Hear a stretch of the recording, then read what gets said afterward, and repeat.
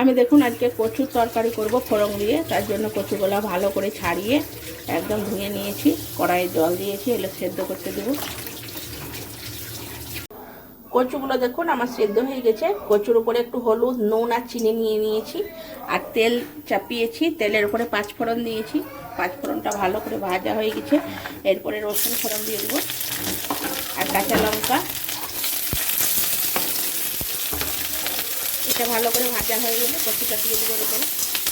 এখন রসুনগুলো ভাজা হয়ে গেছে, এবার এগুলো সব দিয়ে দেবো। ভালো করে নেড়ে ফেলে একটু জল দেবো।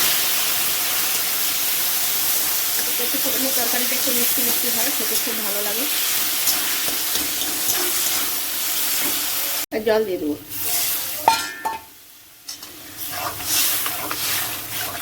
ফুটে গেলেই নামিয়ে নেব।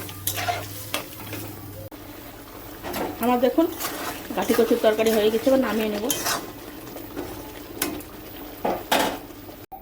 গাঠি কচু খুব সুন্দর হয়ে সেদ্ধ হয়েছে। এরকম সেদ্ধ হলে তবেই গাঠি কচুর এইরকম ফোড়ন তরকারি খেতে ভালো লাগে।